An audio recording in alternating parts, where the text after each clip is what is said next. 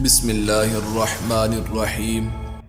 اسلام کی بدولت دنیا کو کئی ایسی ہستیاں نصیب ہوئیں جن کے قرآن و سنت سے معمور زندہ جاوید افکار، متاثر کن کردار اور دل کی کیفیت بدل دینے والی تصانیف و تالیفات اور اشعار نے ہر دور میں انسانیت کی رہنمائی کی۔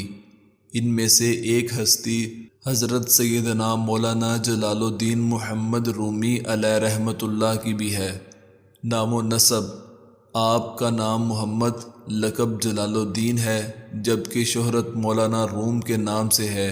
آپ کی ولادت 6 ربیع الاول 604 ہجری بمطابق 30 ستمبر 1207 عیسوی کو بلخ میں ہوئی۔ آپ کا سلسلہ نسب امیر المومنین حضرت سیدنا صدیق اکبر رضی اللہ تعالی عنہ سے ملتا ہے۔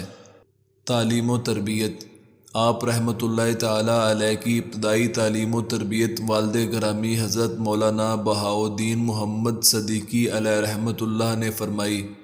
آپ رحمۃ اللہ تعالی علیہ اپنے والد کے ساتھ بغداد آئے۔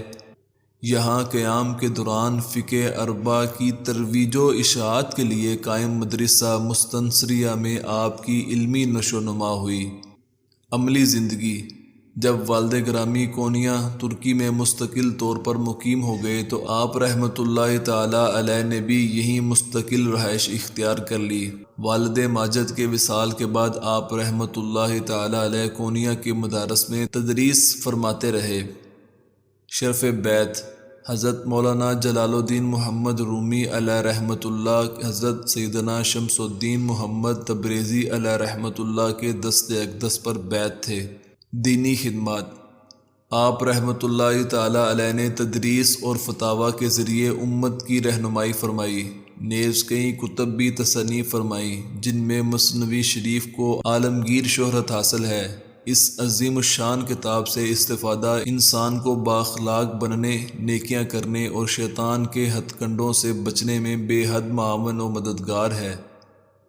آخری وصیت: مولانا جلال الدین رومی علیہ رحمۃ اللہ تعالی علیہ نے آخری وصیت یہ فرمائی: میں تم کو وصیت کرتا ہوں کہ اللہ پاک سے ظاہر و باطن میں ڈرتے رہو، کھانا تھوڑا کھاؤ، کم سو، گفتگو کم کرو، گناہ چھوڑ دو، ہمیشہ روزے سے رہو، رات کا قیام کرو، خواہشات کو چھوڑ دو، لوگوں کا ظلم برداشت کرو، کمینوں اور عام لوگوں کی مجلس ترک کر دو، نیک بختوں اور بزرگوں کی صحبت میں رہو۔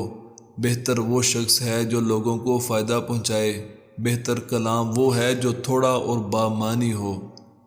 وصال: آپ رحمۃ اللہ تعالی علیہ کا وصال 5 جمادی الاخر 672 ہجری بمطابق 17 دسمبر 1273 کو ہوا۔ آپ کا مزار مبارک ترکی کے شہر کونیا میں ہے۔ جنہوں نے ابھی تک ہمارا چینل سبسکرائب نہیں کیا، ان سے گزارش ہے کہ ہمارے چینل کو سبسکرائب کر لے اور بیل آئیکن کو دبا دے۔ جزاک اللہ خیرہ۔